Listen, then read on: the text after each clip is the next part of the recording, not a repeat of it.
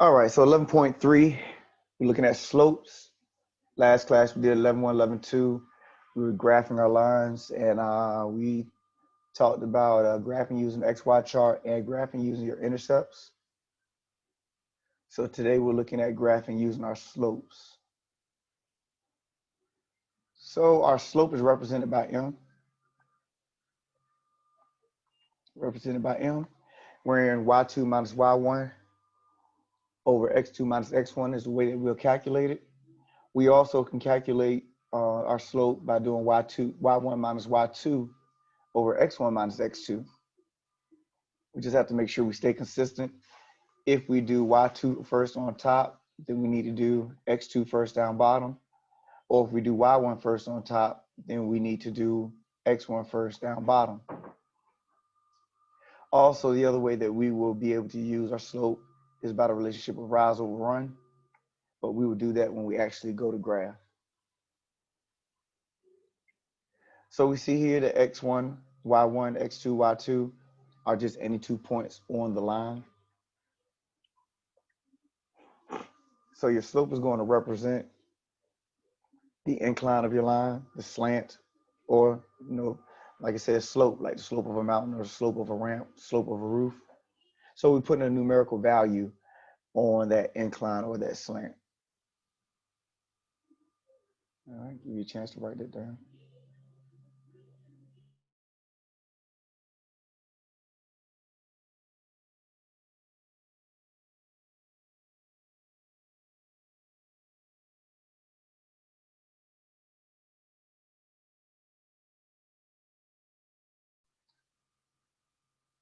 All right. So first exercise we'll get when it comes to slope, just telling us to find the slope, and they give us 2 points that go through that line, or that line goes through. So here we have -2, -4, 3, -5.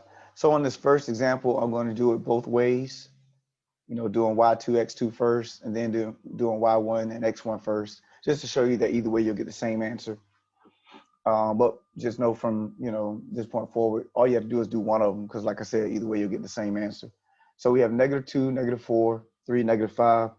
I decided to call the first point -2, -4, and then the second point 3, -5. And then we plug in to the formula accordingly. We have y2 minus y1 over x2 minus x1. Erase this. So y2 is -5 minus y1, which is -4. So make sure you don't lose a negative. We're substituting -4 in, and there's also a minus sign in the formula. Then we have x2, which is 3, and -2 is going to be our x1. All right. So don't forget, negative negative turns positive. So that's why we have right here. That's why we have right here -5 plus 4 and 3 plus 1, 3 plus 2, excuse me. And that gives us the final answer of -1 over 5. So you can leave your slope as a fraction.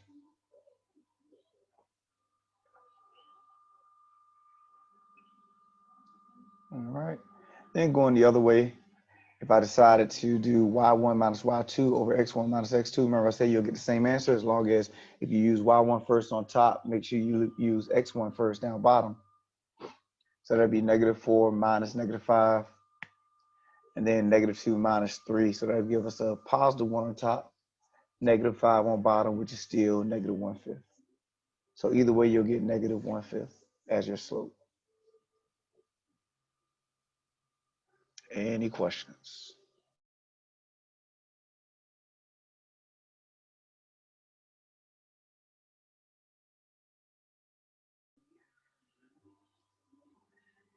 All right, can I scroll up?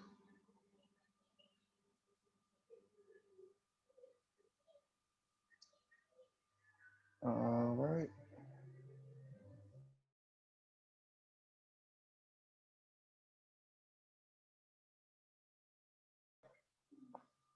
So here we have 5, -6, and 8, 3, and he wants to find the slope.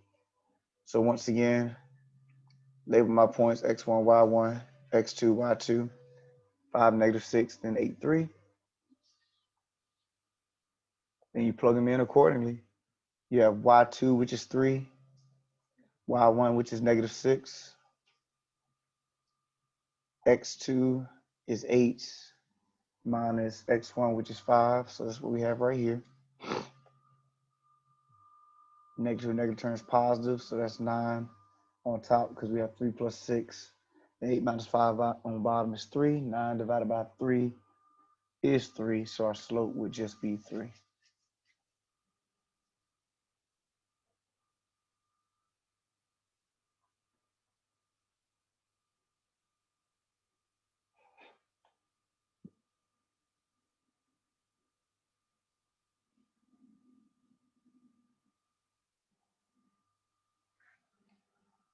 All right, any questions?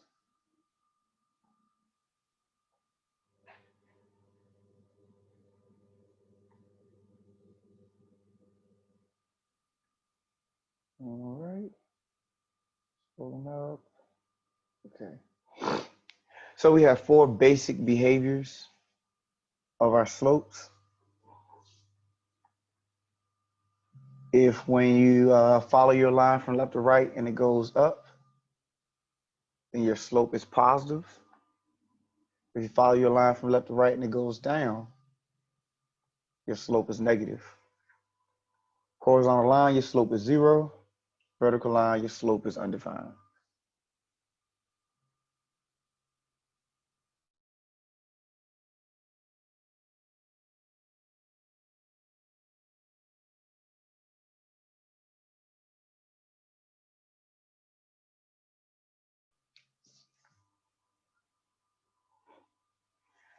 Any questions on those?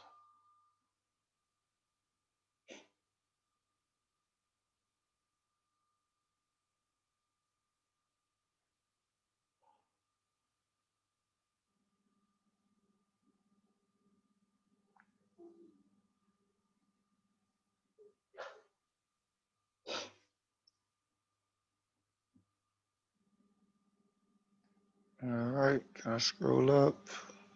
Very good. Right there, right there, right there. Right there, right there. Go, go, go. No, I'm just playing. All right, it's all good. Okay, I'll just remember. I got it. You sure? Okay. All right. There's no rush. No, not a problem at all. All right. So here we have 2 relationships as far as our lines are concerned. Parallel lines, your lines never touch or cross. So it means they have the same incline, or in other words, the same slope. All right. Perpendicular lines, they create a 90-degree angle at their intersection, and their slopes are negative reciprocals. So we'll talk about what that means in a second, but I'll let you guys copy this down first before we go any further.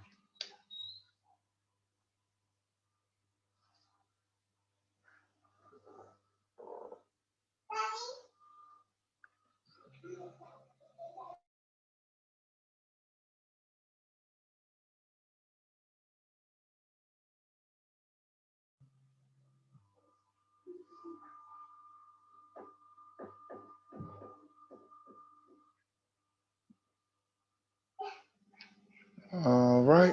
So what does it mean to be a negative reciprocal? So the first thing is just to be a reciprocal on this left side. That's what it means. Whenever you flip your fraction, that's the fraction reciprocated, or that's your reciprocal. So 4/5, the reciprocal of 4/5 is 5/4. That's just flipping the fraction. The reciprocal of -10/7 is -7/10. Keep the same sign, you just flip your fraction. And then 8, the reciprocal of 8 is 1/8. So once again, if you're just talking about the reciprocal, all you're doing is flipping the fraction. Now, our slopes, perpendicular lines are going to have negative reciprocals. So negative reciprocals mean that you flip the fraction and you use the opposite sign. So this is what we're looking for when you're talking about perpendicular lines. You're going to flip the fraction and use the opposite sign. So 4/5, the negative reciprocal 4/5 would be negative 5/4.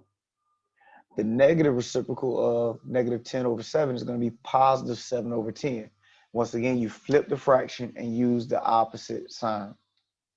And then the negative reciprocal of 8 is negative 1/8. All right, any questions?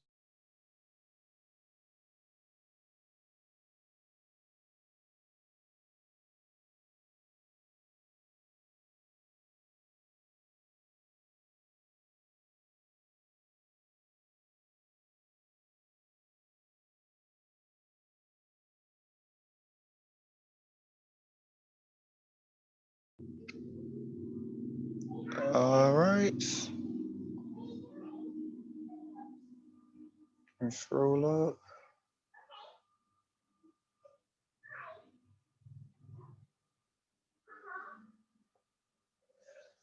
All right. Well, yeah, I don't have to erase this. I'll do it. All right.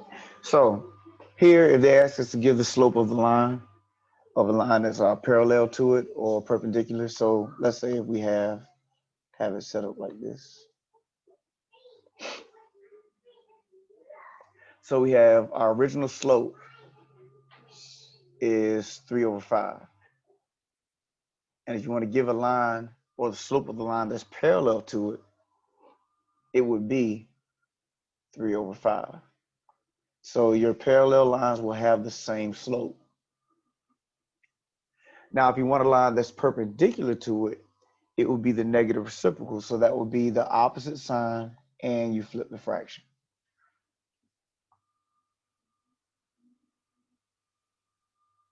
All right. Make sure we're okay. So once again, if you know the slope of your line and you want a line that's parallel to that line, you have to use the same slope. And that's what we did here. But then if I want a slope of a line that's perpendicular to the line that I have, I will use the opposite sign and flip the fraction. So going down here to negative 11/9, a line that's parallel to that will have the same slope of a negative 11/9. And then a line that's perpendicular to that would be positive 9/11. You use the opposite sign and flip the fraction.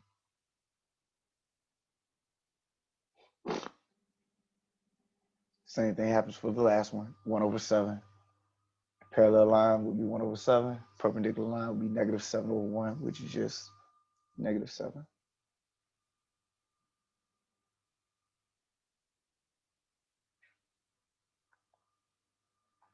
All right, any questions?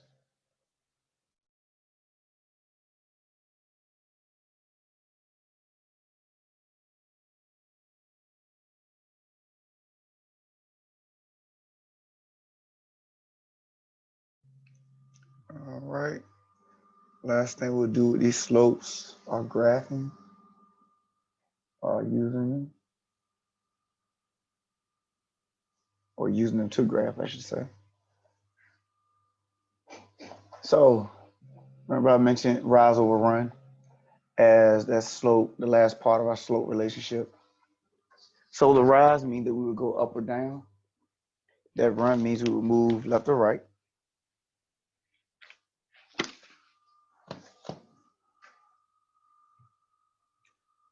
So our positive moves up and right, our negative moves down and left. So that's what's going to dictate whether we move up or down. And whether we move right or left, that's having a positive number versus a negative number. All right.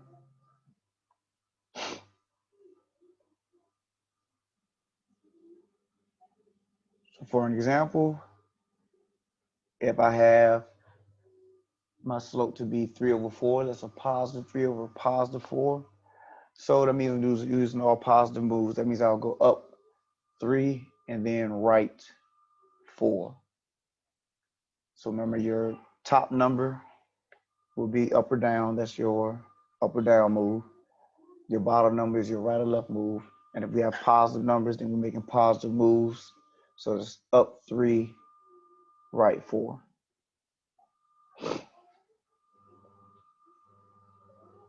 Now, if I have -5/7, I normally say just take the negative and give it to the top number. That's always the safest way to handle it. But you could give it to the bottom number. But what you cannot do is give the negative to the top and bottom, because negative over negative is positive. So you have to choose which one you're going to give the negative to. Either way, you're going to get the same line. So what do I mean by that? If I give the negative to the 5, that means I'm going to go down 5 and write 7, excuse me. But if I give the negative to the 7, that means I'm going to go up 5 and left 7. So let's say if I were to look at this over here, and I start with a blue dot, if I go down 5 and write 7, that will put me right here. But if I were to go up 5 and left 7, that'll still put me on this side. So it will still give me the same line. It's just that it will put me on different sides of the line, but I'll still be able to create that same line because it will give me the same slant or the same slope. So either way will give you the same line. Once again, you just have to make sure you're only giving that negative to the top or bottom and not to both.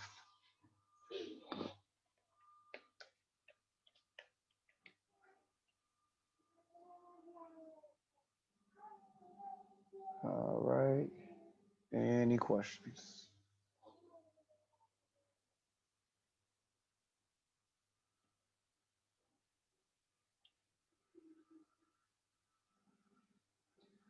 All right.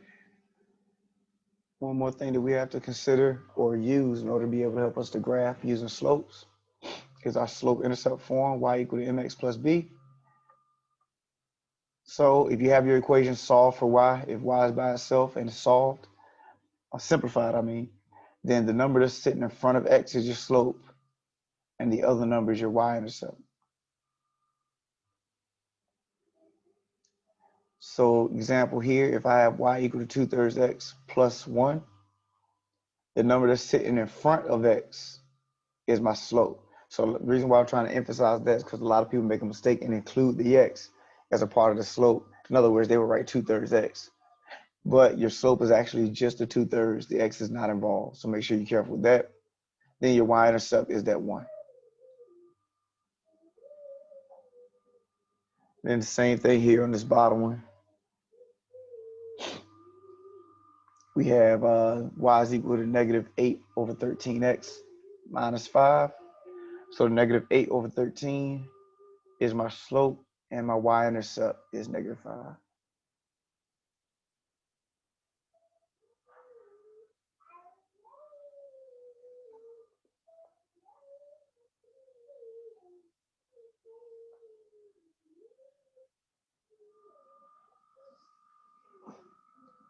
All right, any questions?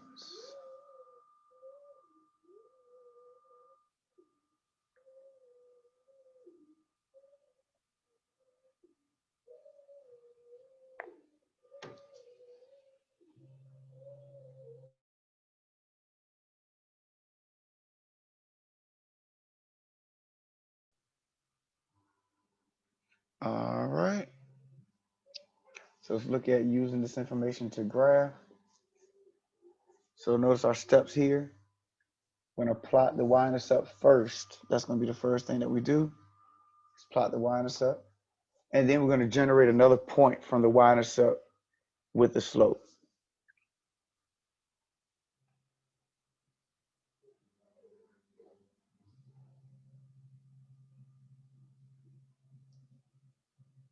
All right.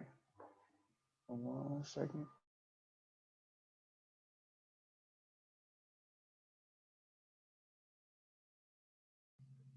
Sorry about that. I had a sneeze that wouldn't come out. All right. So we have y equal to 2x minus 1. So we're going to take the slope from that x, which is our 2/3.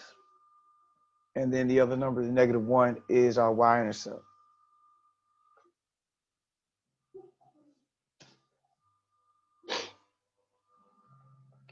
So just want to make sure I point this out. I'm going to erase it, but I'm going to put it back. So we pulled this -1 as our y-intercept, but don't forget the characteristic of all y-intercepts is that x is 0. All right. So as an ordered pair, that -1 is going to be 0, -1. That will always be the case. These are, every time you pull that y-intercept from that equation, the ordered pair is always going to be 0 in that number. We already talked about the information that our slope would be, and that's why we have up 2, right 3, because we have a positive 2 over a positive 3. But our ordered pair as a y-intercept is always going to be 0 for x, and then the number.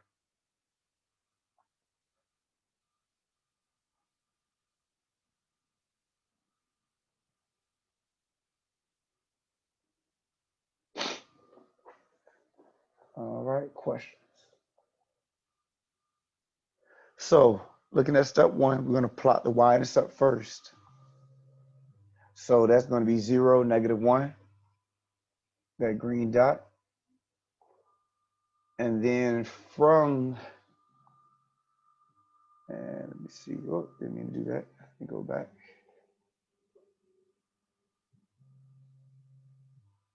All right. So from that y-intercept,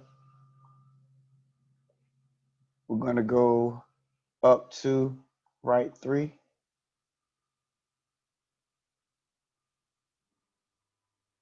And that will be our line.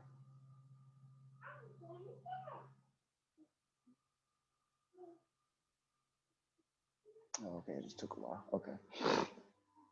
That will be our line. Once you have your 2 points, you can go ahead and draw your line and you'll be straight.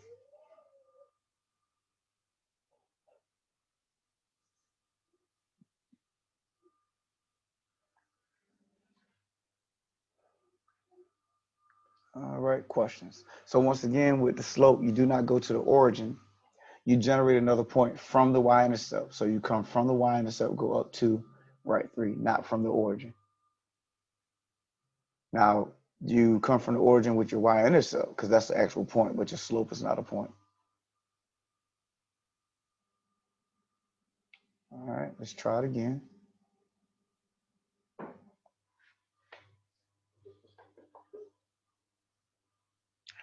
All right, so -1/4 is our slope. 3 is our y-intercept.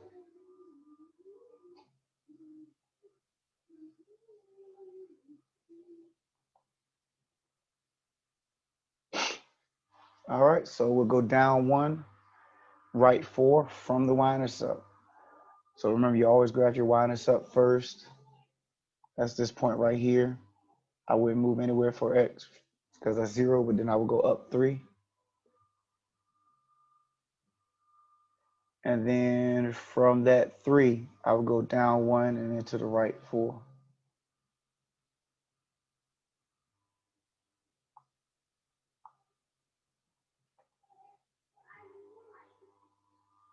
And I should be able to draw my line.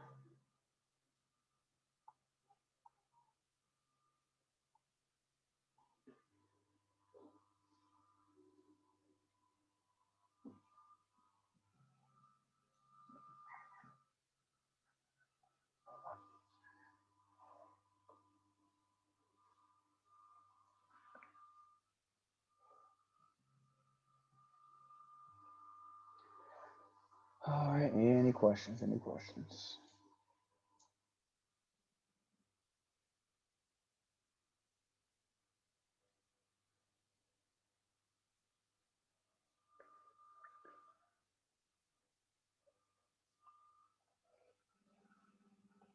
All right, I believe this is the last one. Yep.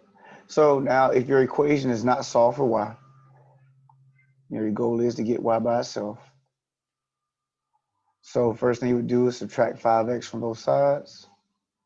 That'll give you 2y equal to -5x plus 8. Divide by 2. And don't forget, when you divide by 2, it has to go into each term. So that's what happens down here. That 2 goes into the 5 and into that 8. And we break it up into -5 over 2, 8 over 2. And that gives us the equation of y equal to -5 over 2x plus 4. And the reason why we do that is so that it is in the y equal to mx plus b form. And if y is solved, that means the number that's sitting in front of x is my slope, and then the other number is my y-intercept.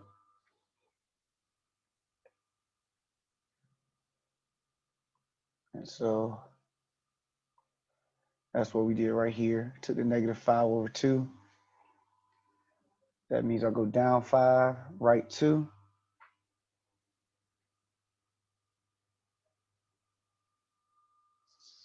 Y-intercept is 4. That means my slope, not my slope, my coordinates would be 0, 4.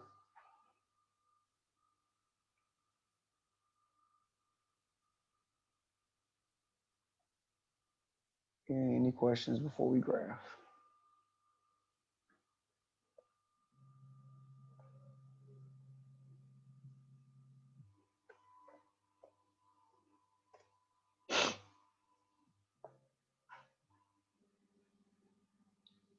All right, so you graph 0, 4, which is right here. Then from 0, 4, you go down 5, right 2. And that'll give us that second point, which enables us to create our line.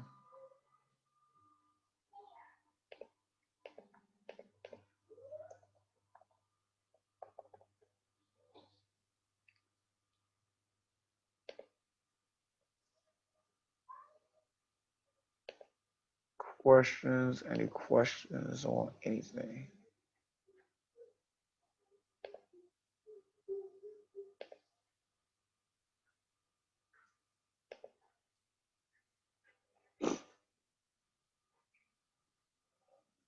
Let's see.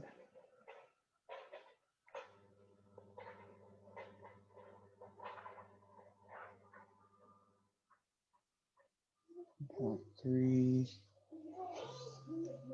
All right. So we have one more section out of 11.6. Let me see. I mean, one more section out of chapter 11.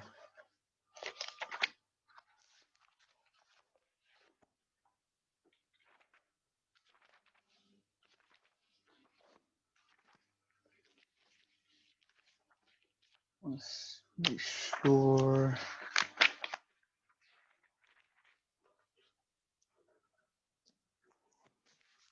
All right, so 11.6 is included as a part of.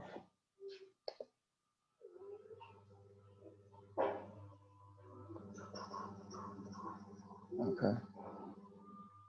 Let me go look at this real quick. So 11.6 is included as a part of not chapter 9, but number 9's homework. So what we can do is next class, I'll give you the opportunity to ask questions first. If you have them, then we'll address those. If nobody have anything, then we'll just do 11.6. So I'll give you guys the floor first.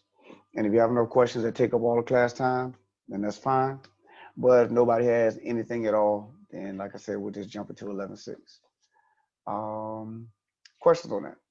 Everybody good? Everybody straight? Anybody have any questions today? Is everybody good? Everybody all right? Yes, when will the test be up?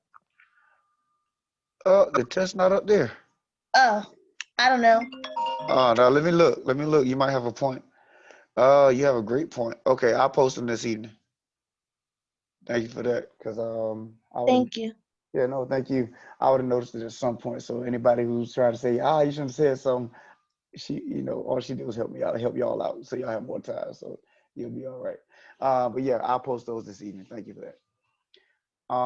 So, and like I said, 11.6 is a part of, for some reason, the way that the course coordinator structured it, he put 11.6 in the first of the homework with chapter 13.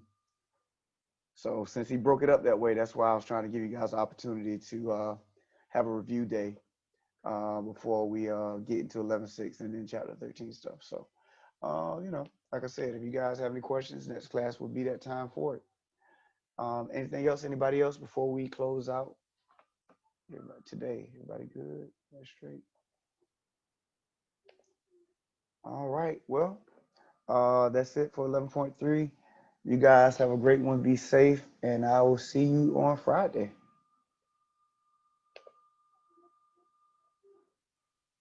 All right, everybody, take care.